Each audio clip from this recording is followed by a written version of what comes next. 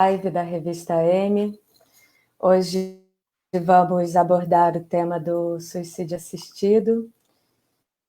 E temos como convidado hoje Marcos Freire de Andrade Neves, que é mestre e doutor em Antropologia Social pela Universidade Federal do Rio Grande do Sul, docente no Instituto de Antropologia Social e Cultural na Universidade Livre de Berlim,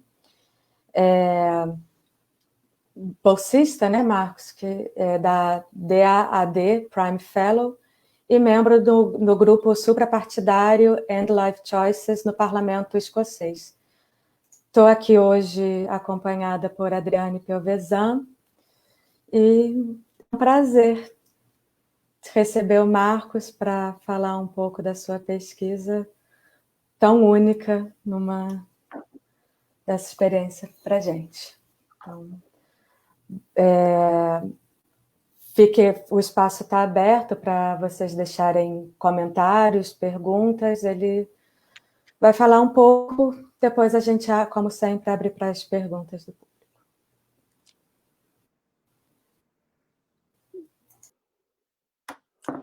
Deixa eu só arrumar aqui.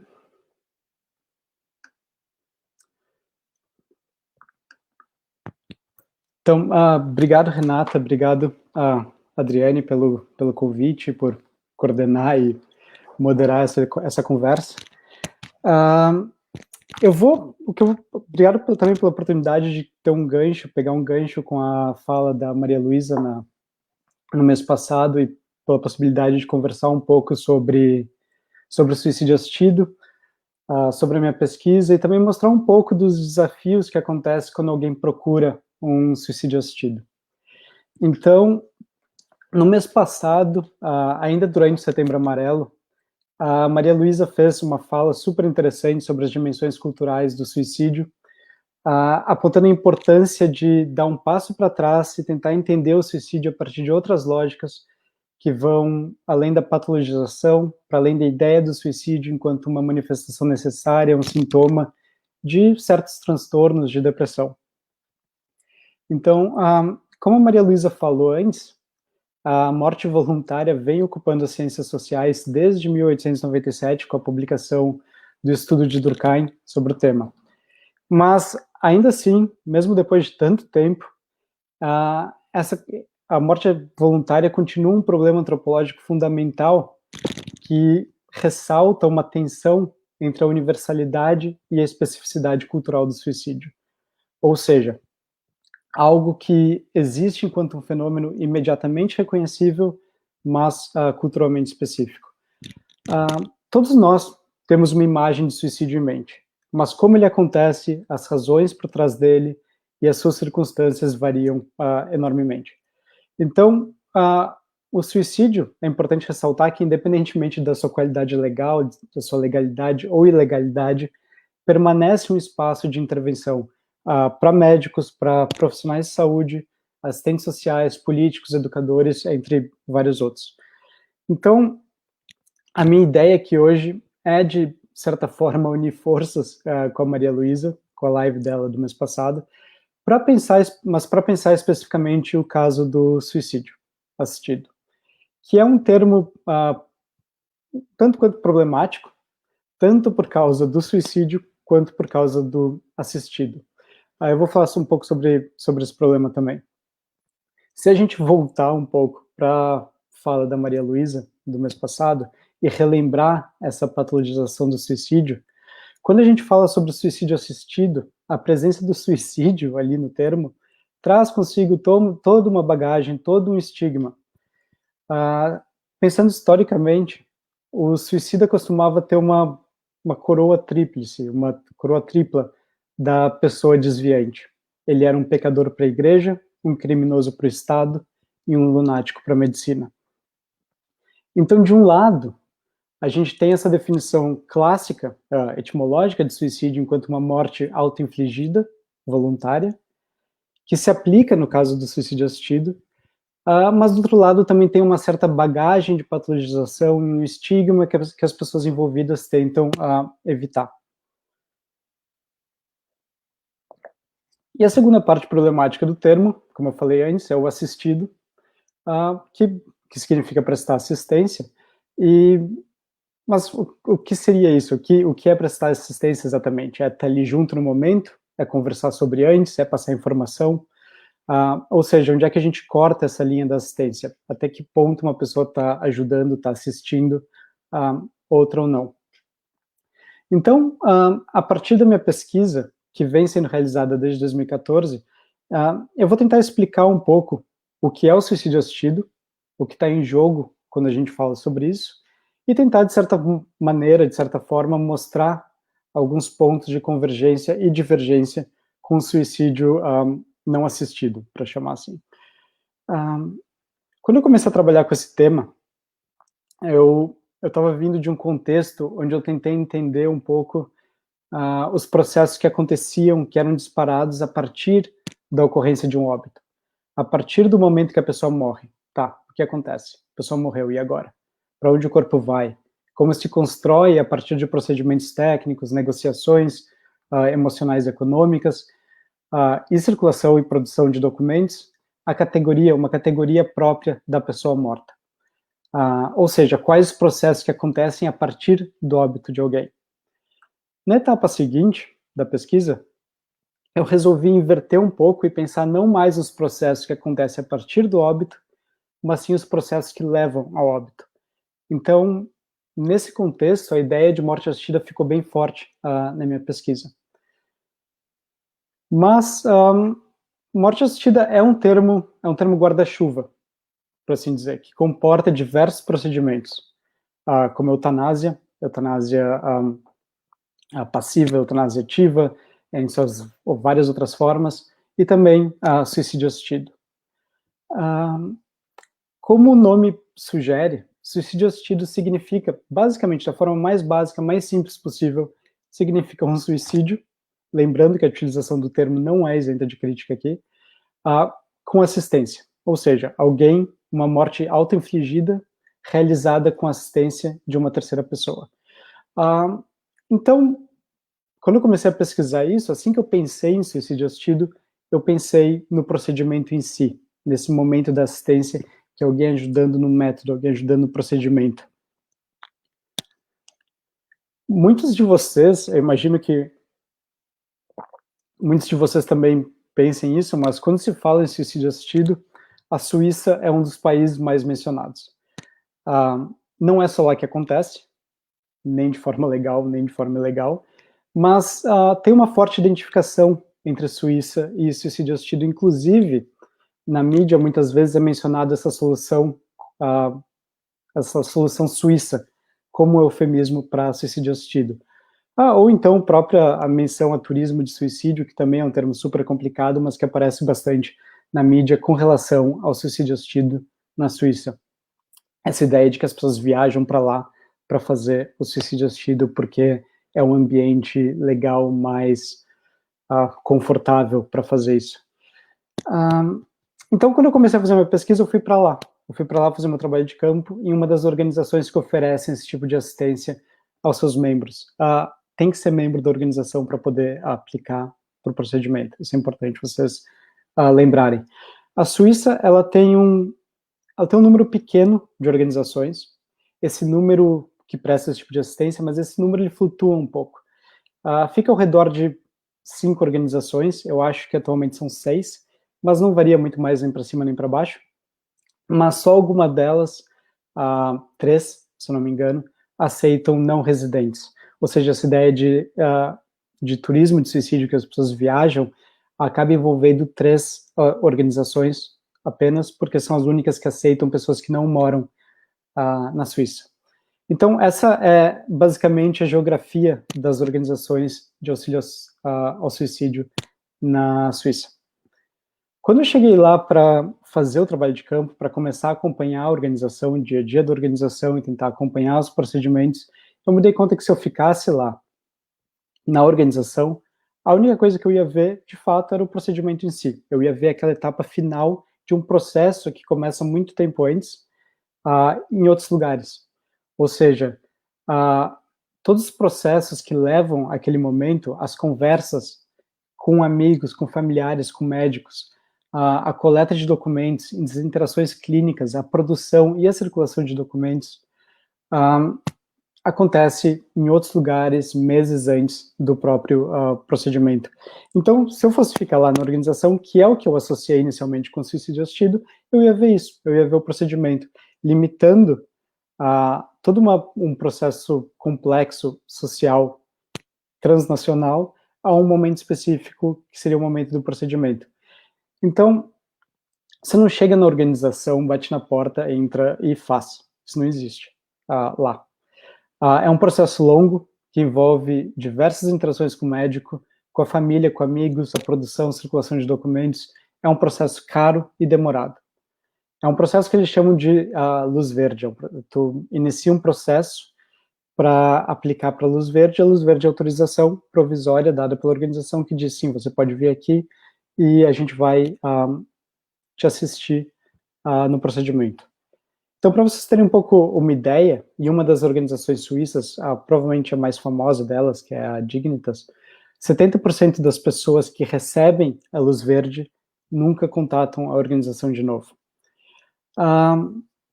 Ou seja, elas aplicam para a luz verde, sabendo que elas têm a luz verde já é o suficiente, elas não querem necessariamente o procedimento em si, mas elas querem ter a possibilidade de fazer o procedimento se for necessário, se elas julgarem necessárias em algum momento no futuro. Então eu me dei conta que se a minha intenção era entender o que é o suicídio assistido, o que está em jogo ali, o que está em jogo quando a gente fala de suicídio assistido, eu precisaria fazer uma espécie de engenharia reversa, desenrolar esse processo e encontrar as pessoas antes delas viajarem para a organização. E foi assim que eu comecei a conversar com as pessoas que eu estava aplicando para receber ou então que estavam oferecendo assistência.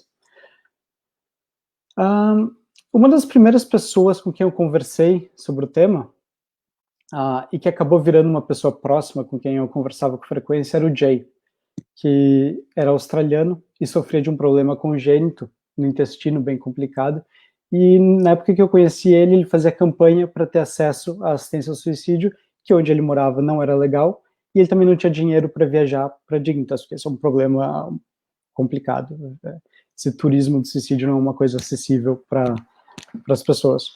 Então, quando eu comecei a conversar com o Jay, em uma das nossas primeiras conversas, ele disse para mim que ele não queria fazer, o que ele queria fazer não era um suicídio, mas sim partir com alguma dignidade. Foi assim que ele mencionou. Ele disse que, para ele, suicídio soava como algo irracional, e que ele não queria fazer algo racional, machucando outras pessoas no caminho. Ele disse para mim aqui, eu vou tentar citar ele o mais próximo possível, eu não quero me enforcar, ou dar um tiro em mim mesmo, ou fazer com que a minha mãe me ache. Eu não quero pular de uma ponte ou na frente de um trem e traumatizar outras pessoas no processo. Essa ideia que o Jay tinha de suicídio é justamente aquela ideia carregada, estigmatizada e medicalizada de suicídio. É uma situação parecida com a descrita por Ian Marsh como uma necessária ontologia da patologia, ou seja, tem uma verdade inquestionável de que a vida merece ser vivida e que quem não quer continuar a viver necessariamente está doente, está mal, está desviante. E nesse aspecto, tem diversas etnografias que podem ilustrar um pouco esse ponto, e eu gosto de mencionar isso porque essa ontologia da patologia é uma das coisas que o pessoal que trabalha com suicídio assistido tenta se distanciar. Eles tentam dizer, a gente não está fazendo porque a gente está com depressão, com algum transtorno, a gente está fazendo porque a gente ponderou, porque a gente conversou, porque a gente refletiu sobre o processo e tomou uma decisão consciente de que esse é o melhor caminho a seguir. Quando a gente pensa um pouco nessa ontologia da patologia, para seguir nesse termo, tem diversas etnografias que mostram, que ilustram esse ponto. Uma delas é a etnografia da Lisa Stevenson sobre os Inuits no norte do Canadá, onde estourou uma espécie de epidemia de suicídio entre os jovens. E onde ela mostra que a forma como o governo canadense prestou assistência, prestou cuidados para essa população, acabou saindo pela culatra e incentivando suicídio ao invés de evitá-los. Então, eles tinham uma situação, eles tentaram prestar um cuidado para evitar a continuação do suicídio, para diminuir, para evitar que isso acontecesse, mas a forma como esse cuidado foi prestado acabou aumentando os suicídios. Então, essa forma de cuidado partia justamente do pressuposto de que a vida necessariamente merece ser vivida, independentemente das circunstâncias, trajetórias, valores e desejos de cada um dos inuits lá. Ou seja, o cuidado era articulado para vidas anônimas, não para vidas individuais que levam em consideração todos esses aspectos que eu acabei de mencionar. Então, o que ela escreve é que quando a vida vira um valor indiferente, um valor dissociado de pessoas individuais, não importa quem você é, mas apenas que você coopere com o projeto de ficar vivo. Quando eu comecei a conversar com as pessoas que viviam essa realidade cotidianamente, que viviam suicídio assistido, enquanto uma dinâmica social ampla que vai além do procedimento em si, essa verdade inquestionável começou a parecer condicional. As pessoas com quem eu estava falando não queriam viver a qualquer custo, e por uma série de motivos, por N motivos, prefeririam morrer. São pessoas que demarcaram uma linha para indicar até onde elas estariam dispostas a ir, e depois essa linha não. Chega. Agora, onde está demarcada essa linha, e as razões para isso, claro, variam. Para vocês terem uma ideia, na organização alemã que eu pesquisei, eu fiz um trabalho que envolvia organizações de alguns países. Na organização que é a única na Alemanha, 77% das razões, das justificativas para aplicar um suicídio assistido se referiam a doenças físicas e 9% a doenças mentais, ou seja, das pessoas que aplicavam, 77% justificava com base em doenças físicas e 9% com base em doenças mentais. Dentro desses 77% de doenças físicas, 50% era relacionado a câncer e o resto era dividido entre Parkinson, a esclerose múltipla, a esclerose lateral amiotrófica e doença pulmonar obstrutiva crônica. Então, até para fazer uma comparação com a fala da Maria Luísa no mês passado, esse é um aspecto metodologicamente interessante de pesquisar suicídio assistido, que é justamente a possibilidade de acompanhar o processo e entender, conversar longamente sobre os motivos e sobre essa linha, onde ela foi colocada e por que ela foi colocada lá. Então, esse é um aspecto interessante de estudar, de pesquisar suicídio assistido. Enquanto eu tentava navegar esse emaranhado, essa dinâmica de suicídio assistido, eu comecei a me perguntar o que acontece, então, quando a vontade de viver, de sobreviver, não faz mais parte da equação. Quais são as consequências, o que acontece quando, por qualquer motivo, por algum motivo, pode ser um dos que eu mencionei antes, câncer, a esclerose lateral amiotrófica, por algum desses motivos, uma pessoa decide morrer de forma processual, de forma assistida e age nessa decisão. Então, para voltar um pouco na fala da Lizzie Stevenson, o que acontece quando você não quer mais cooperar com esse projeto de estar vivo, quando você decide não cooperar mais com isso? Eu vou contar, então, para vocês um dos casos que apareceram na minha pesquisa, para mostrar o que pode acontecer quando não há mais uma vontade de cooperar nesse projeto. Eu vou falar um caso que aconteceu na Inglaterra, onde o suicídio não é criminalizado, mas a assistência ao suicídio, sim, é. Então, eu mostro esse caso justamente para ilustrar os desafios que alguém que escolhe pelo suicídio assistido pode acabar enfrentando. Ou seja, para mostrar o suicídio assistido um pouco de uma forma mais ampla, que vai além do procedimento. Esse caso é o caso de um senhor que morava na Escócia e tinha 80 e poucos anos.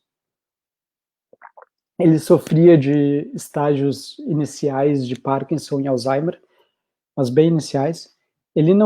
Conversando com ele não queria viver nessas condições, no que ele considerava uma qualidade de vida decrescente. Então, com o apoio da família, ele procurou a organização na Suíça, fez todo o processo e acabou sendo autorizado a viajar para lá para receber assistência. Mas antes de ir, ele resolveu ir para a Inglaterra para se despedir da sua irmã. Quando ele estava no hotel, ele ficou irritado, aconteceu alguma coisa, alguém falou com ele, ele ficou meio irritado, nervoso com a situação, e ele atirou uma coisa pela janela. Uma coisa pequena, tipo um cinzeiro de plástico, mas enfim, uma coisa pequena, pela janela. A polícia foi chamada, e quando eles descobriram a intenção dele de ir para a Suíça, lembrando, ele não estava fazendo suicídio assistido na Inglaterra, ele ia para a Suíça para fazer, onde não é criminalizado. Mas, quando descobriram a intenção dele de ir para a Suíça, ele foi levado para uma clínica psiquiátrica e internado compulsoriamente via uma lei oficial, que é o Mental Health Act, que governa basicamente as formas de cuidados relativos à saúde mental. E ele não foi autorizado a ver a esposa dele e a família dele por mais de um mês. Na época que ele foi internado, apesar da idade dele e desses problemas de saúde, ele ainda conseguia andar, inclusive ele jogava 9 buracos de golfe na época, ele estava absolutamente competente. Depois de um mês, a esposa dele e a médica da família foram autorizados a visitá-lo, e quando eles foram lá, e a médica dele que me narrou essa parte, a médica dele me contou que quando chegou lá, ele era um zumbi. Ele estava tão medicado, mas tão medicado, que ele não conseguia levantar da cadeira de rodas, não reconhecia ninguém, nem ela, nem a esposa. E depois de um tempo, ele foi autorizado a receber cuidados psiquiátricos em casa e acabou falecendo na casa dele 9 meses depois, mais ou menos. Ou seja, a vontade de preservar uma vida e a forma como isso foi feito foi percebida pela família dele como crueldade, como violência. Eles pegaram uma pessoa que tinha tomado uma decisão, tinha aplicado por um processo de assistência, e internaram a pessoa, que ficou um tempo internada e super medicalizada, acabou morrendo em casa 9 meses depois, sem reconhecer ninguém, sem conseguir levantar da cadeira de rodas, enfim. A família interpretou isso como uma crueldade, uma violência. Ou seja, quando ele decidiu não mais cooperar no projeto de ficar vivo e agiu nisso por meio do suicídio assistido, a vida dele acabou não só sendo protegida, mas imposta por meio de uma colaboração entre Estado e medicina, entre ação policial e instituição psiquiátrica, com base, claro, numa hipermedicalização do corpo dele. O que eu quis mostrar para vocês era um pouco do suicídio assistido para além do procedimento em si, mostrando um pouco das dificuldades, dos desafios que as pessoas que iniciam o processo acabam enfrentando no caminho. E quais são... E esses desafios são desafios de toda ordem, são desafios que fazem um malabarismo de questões morais, médicas, legais, religiosas também, que não dá para abordar todas em curto período de tempo, mas que, claro, na conversa a gente pode focar em alguns aspectos que vocês acharem mais interessantes. Então, parece que quando a pessoa percorre esse caminho do suicídio assistido, ela acaba por tocar no coração de uma lógica da medicina e do Estado, que dispara uma reação que acaba por evidenciar mortes que as pessoas podem morrer e vidas que talvez a gente seja obrigado a viver. Então, esse foi basicamente um panorama geral do suicídio assistido, de forma bem simples, o que ele é e alguns desafios que as pessoas enfrentam quando percorrem esse caminho. E agora, claro, na nossa conversa a gente pode aprofundar em alguns tópicos e esclarecer alguns outros que tenham ficado meio obtusos. Então, muito obrigado.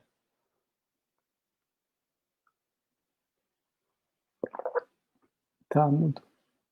Esqueci isso, obrigada. Obrigada pelo aviso do microfone, obrigada pela exposição. Eu vou começar as perguntas enquanto o pessoal se anima. Eu fico pensando assim, né, no processo de produção e coleta de documentos para solicitação de assistência ao suicídio, você afirma ser frequente a emergência, né, de algumas tensões entre os atores sociais, especificamente assim, entre o requerente e o seu médico. que na lógica de proteção à vida tende a apresentar alguma resistência. E aí, no seu artigo, Protecting Life, Facilitating Death, você cita 2 casos, né? Em um caso, a senhora, Margot, se consultou com outro médico solicitando um certificado de invalidez, incapacidade, em nível mais alto do que o certificado que ela já tinha, né? E foi a saída dela. Mas antes, eu achei bem curioso, né, que você conta que, diante da dificuldade, a secretária da organização, da Life Circle, né, tinha sugerido que ela dissesse ao médico que o relatório era por motivo de viagem. E no segundo caso, a outra senhora tem dificuldades em conseguir o relatório com a sua médica e parece que não foi um caso bem sucedido, assim, né,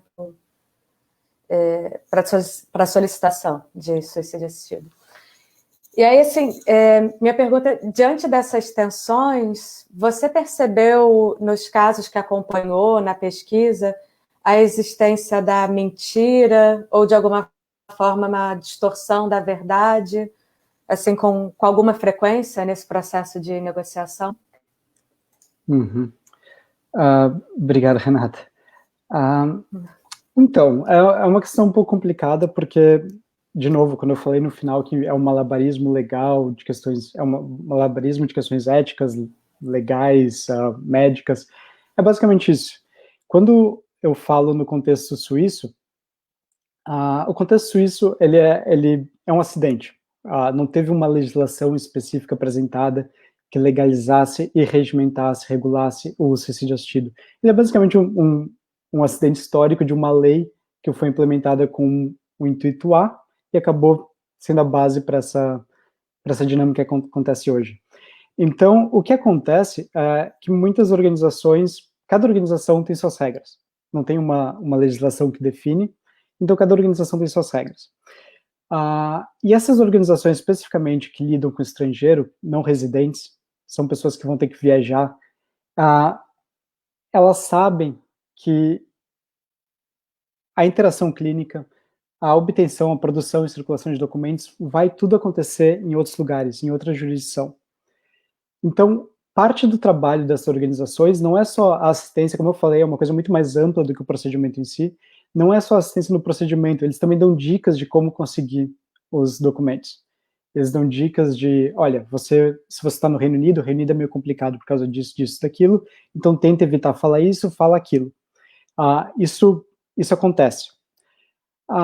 Então, eu não diria exatamente questões de mentira, mas é uma negociação e uma estratégia de convencimento, que você narrou 2 casos agora, e são 2 casos que são bem ilustrativos, porque uma, ela pediu um certificado com um grau de deficiência maior do que o grau que ela tinha, e a outra, quando pediu o certificado, a médica ameaçou chamar a polícia e internar ela numa clínica psiquiátrica. Então volta a questão da ameaça. E ela tinha medo de falar com a médica por causa disso, porque ela sabia que a médica podia chamar a polícia. Então, para evitar esse tipo de situação, as organizações acabam dizendo, olha, não faz isso, faz aquilo. Então, é toda uma...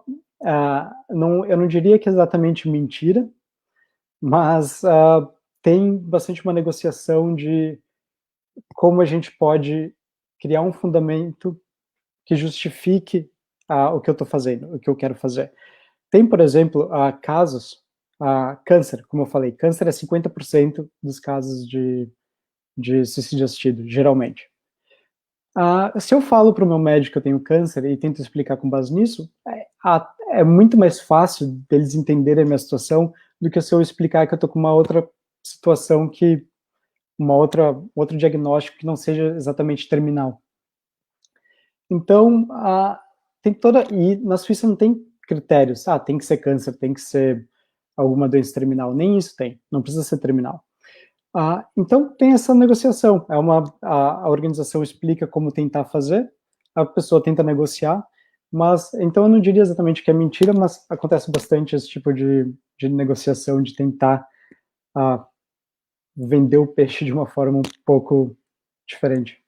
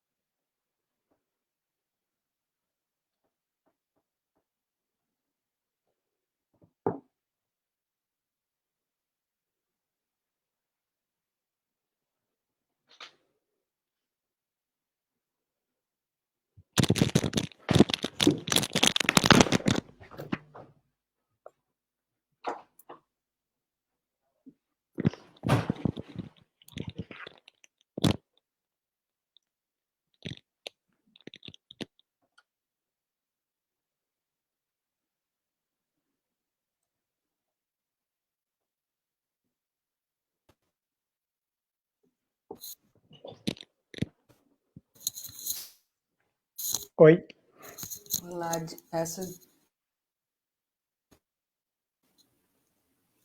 Marcos? Oi, tô aqui.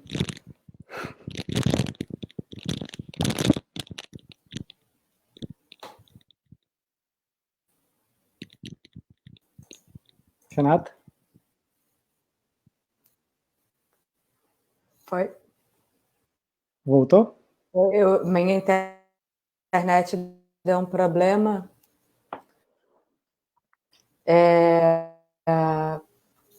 Perdi um pouco. Tudo bem. Não sei se foi talvez tenha sido a Não, minha. tudo bem. Eu que perdi um pouco, a minha internet caiu, mas voltou a assistir. Fiquei, Anne, aí qualquer coisa. Vou deixar a Adriana, a internet me deixar na mão de novo.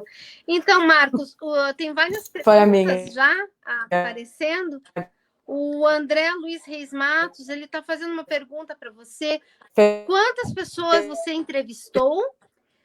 E se houve uma preocupação em analisar o pensamento religioso dessas pessoas? E se foi feita uma análise de quanto o sentido de religiosidade influencia na decisão? Uhum. Então,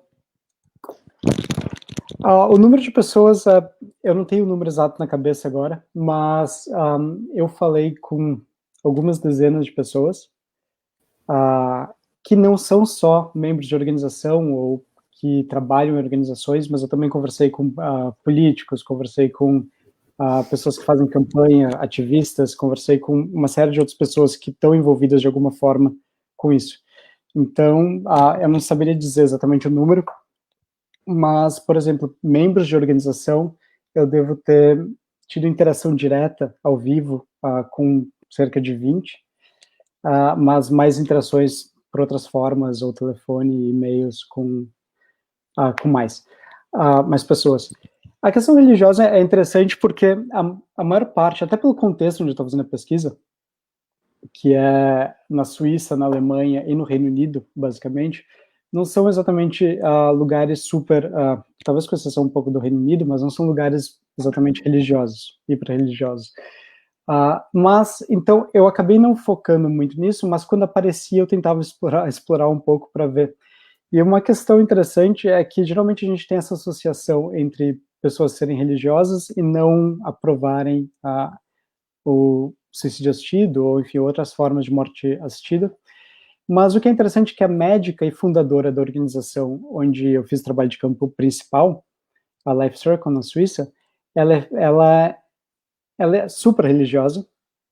Se eu não me engano, o pai dela era pastor, e ela demorou muito tempo, porque ela começou a fazer isso com base no pai dela. O pai dela ficou mal, ela viu o pai dela sofrer, foi aí que ela começou a entrar nessa história, mas demorou muito tempo para ela conseguir, de certa forma, alinhar a religiosidade dela com ela oferecer esse tipo de assistência. E ela conseguiu, de certa forma, isso. Ela diz, eu já estou em paz com isso, eu consegui acomodar os dois aspectos. Mas a maior parte das outras pessoas com quem eu falei, principalmente membros de organização, não eram exatamente religiosos, então não era exatamente um tema que aparecia com frequência. Mas quando aparecia, como esse caso, eu tentei um pouco explorar também. Bacana. A professora Raquel Azengar está participando bastante, né? Queria já pedir desculpas, que eu também estou com um problema na internet aqui, parece que hoje todo mundo teve problema. A gente perdeu algumas perguntas, professora Raquel, mas ela fez uma pergunta sobre como é esse tipo de avaliação do desejo de interrupção, que você comentou que na Suíça não precisa ser um paciente de câncer necessariamente ou terminal, né? Se você pudesse falar mais um pouco sobre isso. E outra pergunta que ela fez foi sobre se existem pedidos de pessoas com menos de 30 anos desse suicídio assistido. Como que é essa questão? Uhum. Sim, para responder o mais fácil, sim, tem com menos de 30 anos. Inclusive, eu na época que eu comecei a pesquisa, eu estava com 26, 7, e eu conversei na época com uma membro de uma organização que ia fazer, e ela tinha 25. Ela tinha um ano a menos do que eu na época, 26. Então ela era mas o diagnóstico dela era de câncer, ela tinha um tumor, e então era por isso que ela estava fazendo. Então acontece, A questão da idade é interessante porque quanto mais jovem você é, mais sólida tem que ser a sua justificativa para aplicar. Então, se você tem menos de 30 anos, se eu chego lá, bato na porta e peço e começo o processo, eles nunca vão me autorizar. A menos que eu prove que eu tenho um diagnóstico super complicado, terminal, sim. Se eu tenho mais de 70 anos, principalmente mais de 80 anos, é muito mais simples. A minha justificativa não precisa ser tão sólida. Então, geralmente pessoas com mais de 80 anos são aprovadas pela organização de forma mais simples, porque eles, por uma série de motivos, a gente pode explorar essa questão adiante, mas por uma série de motivos é mais fácil de conseguir se tiver mais de 80 anos. Esse processo que a Raquel perguntou, de como funciona exatamente, ele é um processo demorado, ele é um processo complicado, para seguir no caso da Margot, que a Renata comentou, que eu menciono também no texto. Eu acho que a Raquel conhece o caso dela, que eu já mencionei antes para ela, mas a Margot teve que escrever uma carta pedindo, então uma carta onde ela explica em 2 páginas por que ela quer. Ela tem que basicamente apresentar a vida dela, qual é a condição de vida dela atual, por que ela quer fazer isso. Ela teve que apresentar uma lista de critérios médicos, um histórico de cirurgias que ela fez, de procedimentos. Ela teve que apresentar a condição financeira dela, porque eles têm um medo muito grande que as pessoas peçam por questões financeiras, ou seja, eu quebrei e quero fazer. Então eles pedem também um pouco para saber como é que é a condição financeira da pessoa. E o fatídico certificado, documento médico que prova alguma espécie de diagnóstico, que é a parte mais complicada de conseguir. E a parte mais complicada de conseguir porque, enfim, muitas vezes o médico não está de acordo e se ele sabe para que é, eles não emitem o documento. Então, é um ponto de conflito bem significativo. E, uma vez encaminhado tudo isso, a pessoa recebe, se for aprovada, a luz verde provisória. E a provisória por quê? Porque ela tem autorização de ir até lá, ela chega 2 dias antes, geralmente, e quando ela chega lá, ela faz mais uma avaliação psiquiátrica. Ela tem toda uma conversa, e a família também conversa com o psiquiatra, que é justamente para ver se de fato a pessoa está querendo levar adiante mesmo, se tem algum tipo de pressão externa, se alguém está pressionando a pessoa para fazer isso. E uma vez que essa avaliação é dada como positiva, a pessoa fica com a luz verde de fato, ela pode fazer. Então é isso, é um processo bem complicado que envolve critérios médicos, econômicos, pessoais e avaliações psiquiátricas. A Malu está perguntando aqui, que participou com a gente da última live, né? Ela está pedindo para você fazer um painel mais geral de países que permitem o suicídio assistido. Uhum. Então, o suicídio assistido, falando de forma bem geral, ele é permitido em alguns estados, nos Estados Unidos. Ele é permitido na Suíça. Na Alemanha a questão é um pouco complicada, mas não é criminalizado, então acontece, tem inclusive uma organização aqui. Tem estados, tem um estado agora na Austrália, tem o Canadá e a Colômbia tem alguma forma de morte assistida legalizados no momento, e os países do Benelux, que, enfim, são os países que também têm eutanásia, onde também acontece.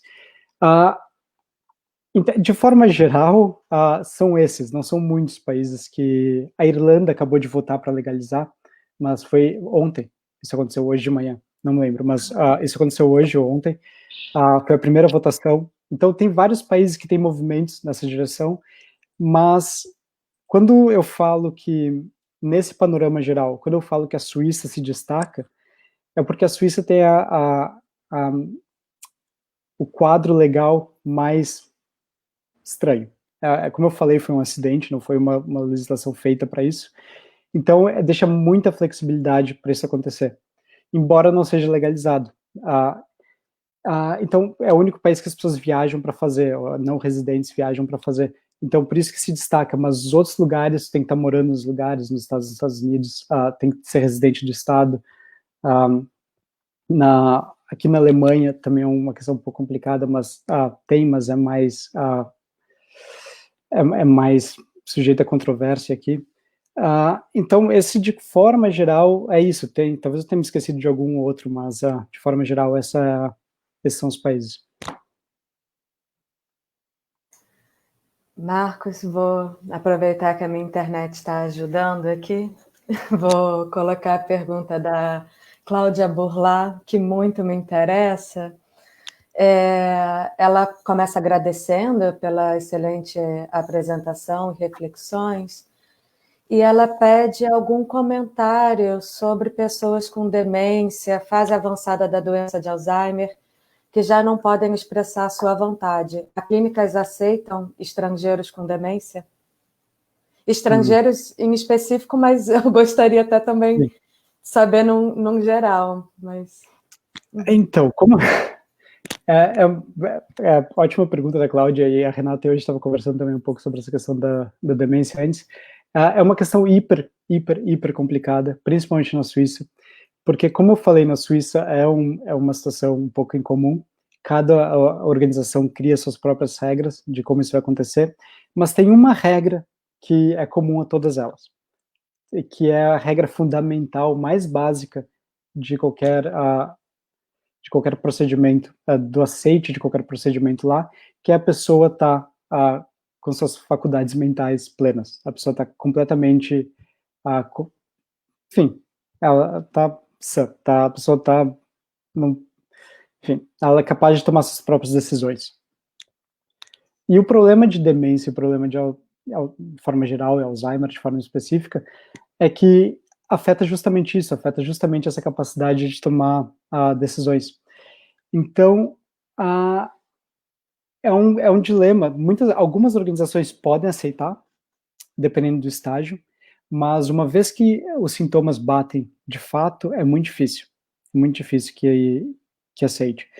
E o problema do Alzheimer, tanto na questão da eutanásia, na Holanda, ou enfim, aqui na Alemanha ou na Suíça, com suicídio assistido, é que a pessoa que tem o diagnóstico de Alzheimer, a partir do momento que ela tem um diagnóstico, ela pode ter um sintoma aqui, outro lá, é uma coisa leve, esquece aqui, esquece lá, mas a pessoa continua funcionando, a pessoa continua capaz de tomar decisões. Então, eu mencionei na fala essa linha que as pessoas demarcam. A partir daqui eu não quero mais ir. Quando eu tô com câncer, por exemplo, ou com alguma outra doença física, eu posso demarcar essa linha e ver o que acontece quando chega lá. O problema com o Alzheimer é, se eu marco a data, por exemplo, e eu acordo no dia, eu tô bem, tipo, eu não tô com nenhum sintoma, eu tô bem, vou adiar mais um dia, eu vou adiar mais outro dia. Quando o sintoma bate, que é quando a pessoa quer fazer, já é tarde demais, as organizações não vão aceitar. Então, o problema é justamente que pessoas com Alzheimer têm que decidir entre fazer cedo demais, quando elas estão se sentindo bem, ou não fazer, porque quando o sintoma bater já é tarde demais. Então, é uma questão super complicada. As organizações, para ser bem sincero, embora teoricamente possam aceitar, elas vão relutar elas vão evitar aceitar, porque tem a parte pragmática, né? O que eles fazem não é exatamente bem visto pela grande maioria da população. Tem bastante estigma também com o que eles fazem. E quando eles aceitam casos polêmicos, vão todos os holofotes para as organizações e isso atrapalha o trabalho delas. Então elas tentam evitar o que eles chamam de alguns casos polêmicos, que vai atrair uma certa publicidade negativa desnecessária para eles também. Então, a resposta mais simples é, talvez, pode aceitar, tem a possibilidade de aceitar, não tem nada legal que impeça isso, mas na prática é muito complicado. Na prática é um processo de negociação super complicado que tem que acontecer relativamente cedo no diagnóstico. Marcos, a Luísa Freire está perguntando aqui que você comentou sobre um autor estrangeiro, se você tem o nome dele sobre ontologia da patologia. Tenho.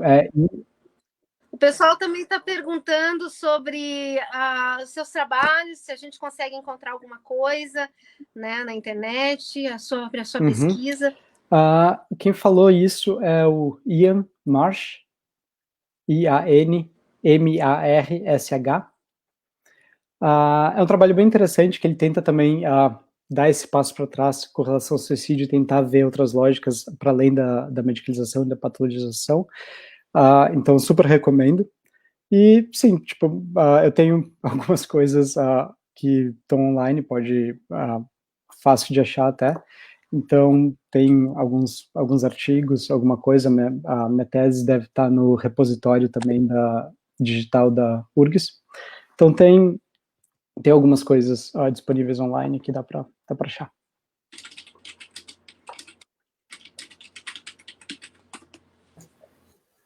Vou colocar aqui a pergunta do João Teixeira.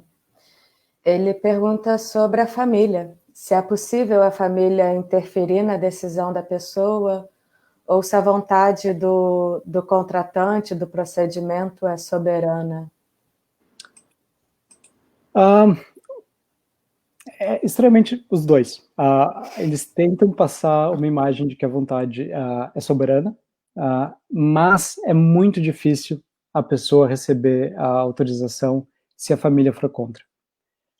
É bem difícil, tanto como eu falei, respondendo a pergunta da Raquel antes, que a família também também conversa com psicólogo, psiquiatra, durante a avaliação. A questão é que a ideia do suicídio assistido é que, como eu falei, não é só o procedimento, é uma ideia que a pessoa tem que sentar e tem que conversar com a família, tem que conversar com os amigos, tem que conversar com o médico, tem que conversar com quem conseguir. É uma coisa que tem que ser pensada, tem que ser trabalhada, tem que ser bem avaliada. Então a família faz um papel fundamental nesse aspecto. A pessoa vai ser perguntada na última reunião, nas reuniões que tiver, se a família está de acordo. A família, idealmente a família tem que estar junto no momento do procedimento, alguém da família pelo menos.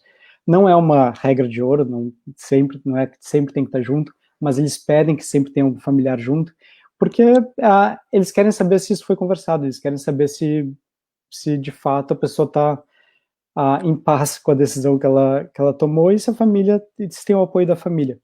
Então, sim, a pessoa é soberana, mas a família pode interferir nesse assunto, porque se a família começar a mandar mensagem que não está de acordo, que não concorda, pode ser que a pessoa tenha autorização revogada, porque também, como eu falei antes da questão pragmática, se a família isso já aconteceu em alguns casos na Holanda, onde a família processa os médicos por procedimentos que não estavam de acordo.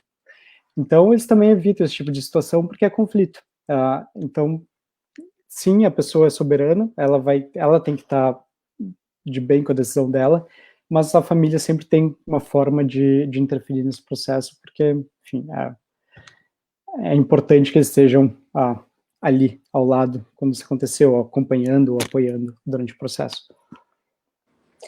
A Carla Magalhães está te perguntando sobre o Brasil. Será que estamos preparados para debater esse tema no Brasil? Não. Eu acho bem complicado, bem complicado de trabalhar com esse tema. Aí tem pessoas que trabalham, tem pessoas que fazem trabalhos fantásticos aí na questão de suicídio assistido. Tem a Luciana Dadalto também, que, por exemplo, acompanha o suicídio assistido. Tem membros de organização na Suíça que moram no Brasil, que são brasileiros. A questão é que isso é muito difícil.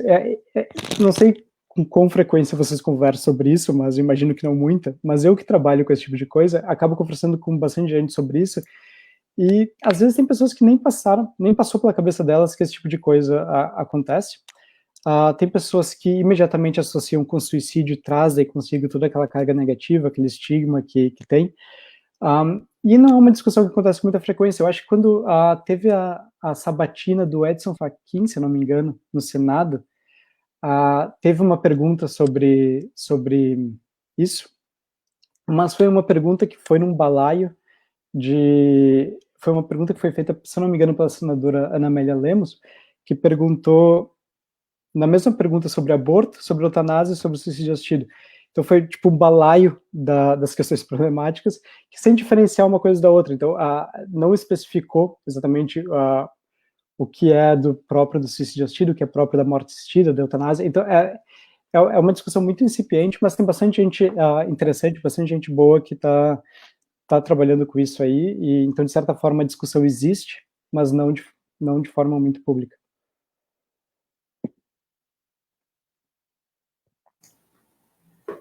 Marcos, eu tinha mais uma pergunta, vou aqui tentar juntar um pouco com a pergunta que a Eliane Ferreira colocou, apesar de que não é muito a mesma coisa, mas vamos lá.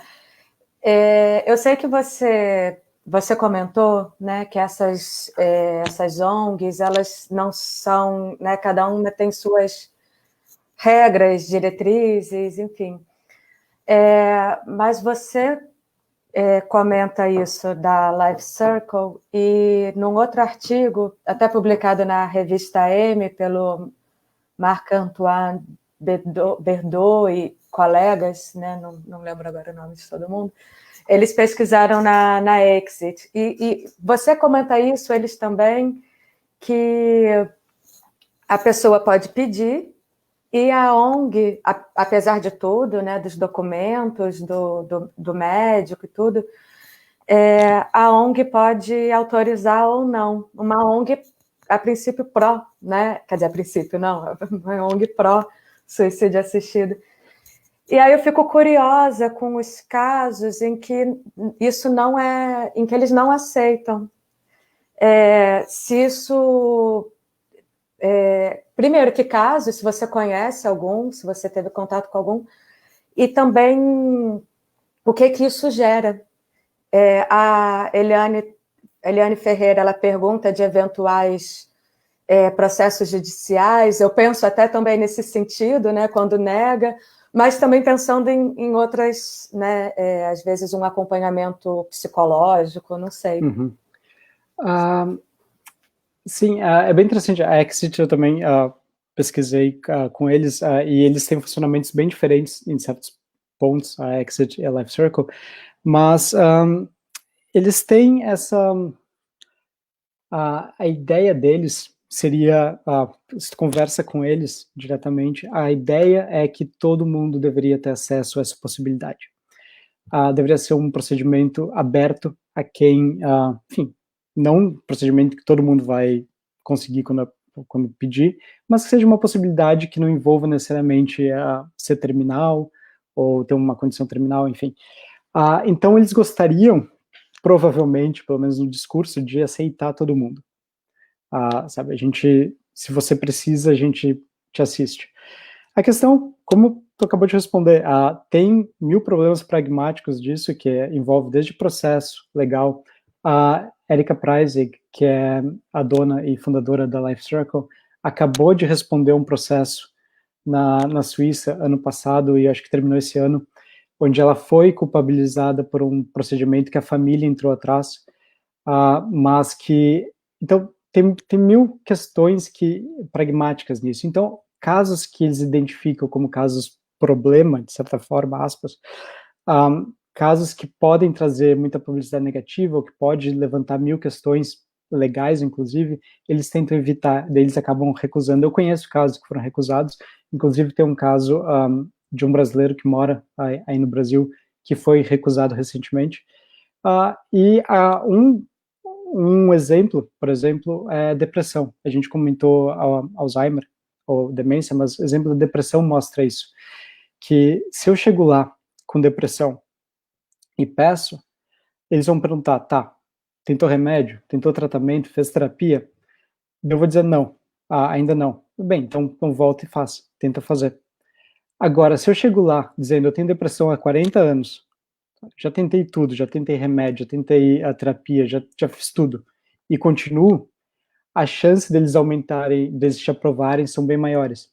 Ou seja, tudo, não tem uma regra de ouro, de por que eles vão te recusar ou por que eles vão te aceitar, mas é meio que uma equação que envolve a idade, envolve diagnóstico, envolve motivo, então o resultado disso pode ser aprovação ou não, mas... Então, não tem uma regra de ouro, mas são basicamente esses os critérios que as pessoas... Porque se eles aceitam um caso problema e são processados, ou não aceitam e acabam sendo processados, isso atrapalha eles, atrapalha a vida da organização, atrapalha a vida de quem trabalha lá, então eles tentam evitar esse tipo de coisa.